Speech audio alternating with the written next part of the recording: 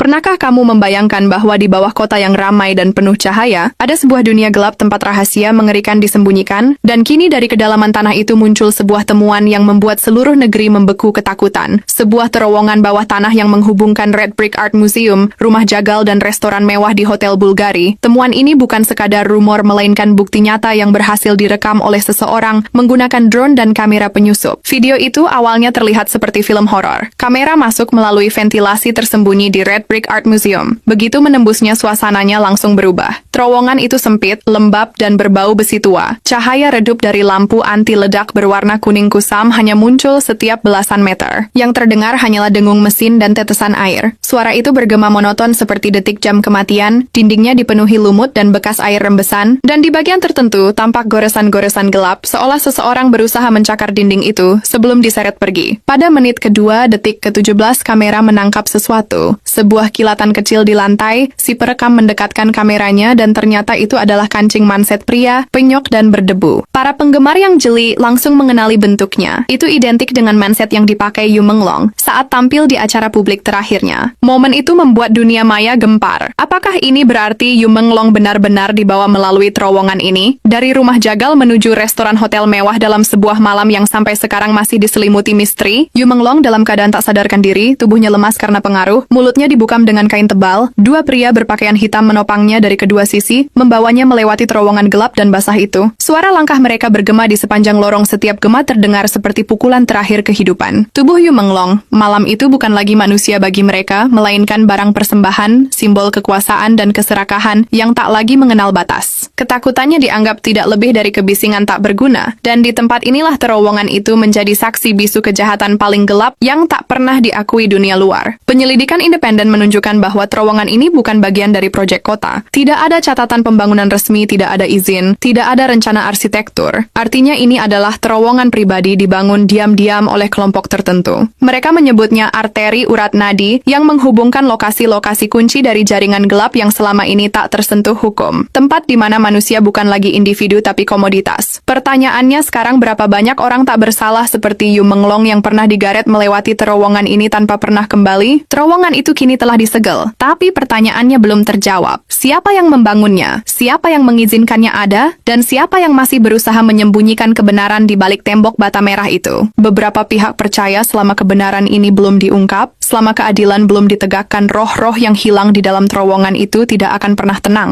Hal ini disampaikan langsung oleh salah satu konten kreator dari Cina dan Mimin, hanya membacakan terjemahannya saja untuk membantu keadilan. Buat Yu Menglong, bantu share video ini ya teman-teman. Dan jangan lupa naikkan tagar Justice for You Menglong di kolom komentar. Terima kasih. 我们都知道，于朦胧生前呢也被囚禁在798艺术馆里面，这是一个展览馆。刚刚有网友跑到里面去看了一圈，拍了一组视频，大家东西好诡异，好恐怖。